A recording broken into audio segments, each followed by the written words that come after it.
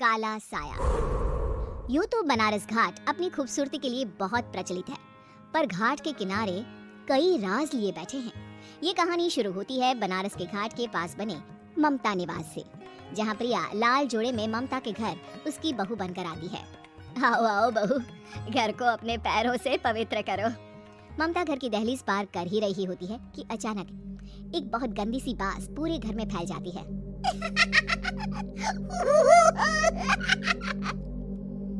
ये बदबू और ये आवाजें, ये कौन हंस रहा है माँ?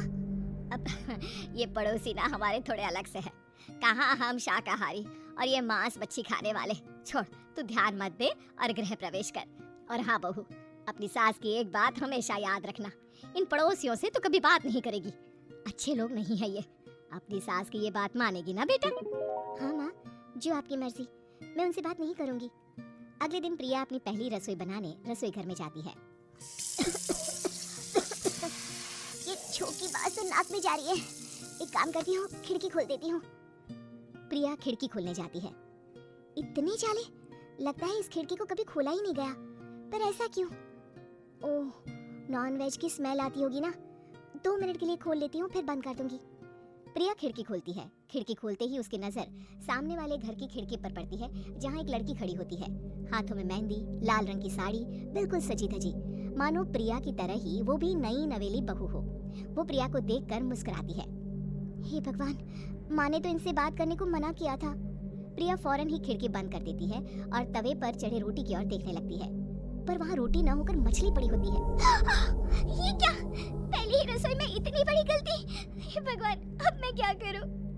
प्रिया बहुत डर जाती है और फौरन रसोई की सफाई करने और फिर सभी के लिए खाना बनाने लग जाती है। जब वो सबको खाना परोसती है, सब तो ठीक है, मैं बेकार में चिंता कर रही थी। हे भगवान, ऐसे ही बस अपनी कृपा बनाए रखना। रात के वक्त जब सब सो रहे होते हैं, तब प्रिया को पायल की आवाज सुनाई देती है, जिससे उसकी आंख खुल जाती है। ये पायल की आवाज कहाँ से आ रही है? प्रिया उठकर उस आवाज के पीछे छत की सीढ़ियों तक जाती है। तभी उसे बच्चे के रोने की आवाज आती है। प्रिया छत पर जाती है तो क्या देखती है? वही लाल साड़ी वाली लड़की अपनी गोद में एक नवजात बच्चे को घुमा घुमा कर सुला रही है। तभी प्रिया की नजर उसके पेट पर पड़ती है। ओह गॉड, ये तो प्रेग्नेंट भी है। सुनिए, बच्चा सो नहीं रहा है क्या? मैं कुछ मदद करूं? नहीं नहीं, आपके घर वालों को अच्छा नहीं लगेगा, मैं संभाल लूंगी। स्नेहा की गोद से बच्चा हाथ मारकर प्रिया की गोद में आने को छटपटाने लगता है। दोनों घर अगल बगल में बने होने के कारण प्रिया उस बच्चे को गोद में ले लेती है। प्रिया के पास आते ही वो सो जाता है। बच्चे का वो स्पर्श रात भर प्रिया भूल नहीं पाती और अगली सुबह वो छत पर कपड़े सुखा रही होती है। तभी उसे एक औरत इशारा करके बुलाती है। स्नेहा कह रही थी बाबू तुम्हारी गोद में आते ही सो गया। मैं गौरी, स्नेहा की माँ हूँ। बहू, घर आना, बाबू को खिला भी लेना। शाम को जब घर पर कोई नहीं रहता, बच्चे से मिलने के लिए प्रिया छिपकर अपनी पड़ोसन के घर चली जाती है और कुछ देर बच्चे को खिलाकर वापस लौट आती है। इसके कुछ दिन बाद ही प्रिया को पता चलता है कि वो माँ बनने वाली है। ममता की खुशी का ठिकाना नहीं रहता। माँ जी, पता नहीं क्यों उल्टी आ रही है। प्रिया भागती हुई वॉशरूम में जाती है तो हरे और लाल रंग की उल्टी करती है। उस उल्टी में से कीड़े निकलते हैं। ये क्या? खून और ये कीड़े! माँ! माँ! प्रिया की आवाज सुनकर ममता दौड़ कर आती है, पर बेसिन में कुछ नहीं होता। प्रिया हक्की बक्की रह जाती है। ये सब क्या हो रहा है? प्रिया घबरा जाती है और अपने कमरे में जाकर सो जाती है। डर के कारण वो इतनी थक जाती है कि उसकी आंख लग जाती है। तब उसे ऐसा लगता है उसके पेट पर मानो कोई बैठा हुआ हो। कौन हो? प्रिया के पेट पर एक 5 महीने की बच्ची बैठी हुई थी, जो बुरी तरह जली हुई थी। माँ, तुम ही मुझे लाई ना अपने पेट में? मैं तुम्हारी माँ नहीं हूँ। कौन हो तुम? माँ, देखो मैं जल गई बुरी तरह से। 6 महीने पेट में रहने को भी मुझे नहीं मिला। सहला दो ना माँ। बचाओ! बचाओ! माँ! ममता दौड़कर कमरे में आती है। प्रिया की बातें सुनकर वो सब समझ जाती है। तू कहीं बगल वाले घर में तो नहीं जाकर आई ना बहू? मुझे माफ कर दो, मैं गई थी माँ। उस घर में सब मरे हुए हैं बहू। कई साल पहले स्नेहा उस घर में बहू बनकर आई थी। कुछ ही दिन में वो एक बच्चे को जन्म देने वाली थी। पूरा घर बच्चे के आने की खुशी में खोया था कि एक दिन अचानक उस घर में आग लग गई। सब बुरी तरह जलकर मर गए। गौरी आज भी दादी बनने का इंतजार कर रही है। और इसीलिए स्नेहा ने अपना अजन्मा बच्चा तुम्हारी कोख में डाल दिया।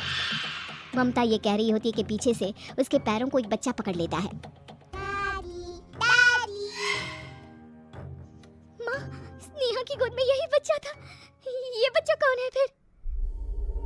तेरी मौत है। तेरी भी दादी। जिस चीज का ममता को डर था वही हो गया। ममता निवास के ऊपर मौत ने चादर बिछा दी थी। प्रिया का पेट ऐसे ही बढ़ जाता है मानो 9 महीने का हो। 2 हाथ उसके पेट से बाहर निकलते हैं। बहू, संतोष को फोन कर, किसी पंडित जी को बुला बहू। प्रिया का पति भागता हुआ घर आता है। ये तो होना ही था माँ। तेरा पाप तेरे सामने आ गया तो तू सह नहीं पा रही है। स्नेहा घर में आग लगी नहीं थी, माँ ने लगाई थी, प्रॉपर्टी की लालच में। और वो बच्चा मेरी पहली पत्नी का बच्चा है, मेरा बेटा, जो कि उस आग की चपेट का शिकार हो गया था। मैंने तुमसे ये सब माँ के कहने पर छुपाया था। मुझे माफ कर दो प्रिया। तुम अगर चाहो तो यहाँ से जा सकती हो। मैं तुम्हें किसी भी बंधन में रखना नहीं चाहता। मेरी शादी हुई है आपसे, मैं आपको छोड़ नहीं सकती, पर उससे पहले हमें स्नेहा, उसकी माँ और बच्चे की आत्मा की शांति करवानी होगी। संतोष और ममता गौरी के घर जाते हैं। अंदर सब कुछ जला हुआ होता है। जमीन पर जली हुई लाशें बिखरी हुई थी। ममता रो रो कर अपनी करने की माफी गौरी से मांगती है।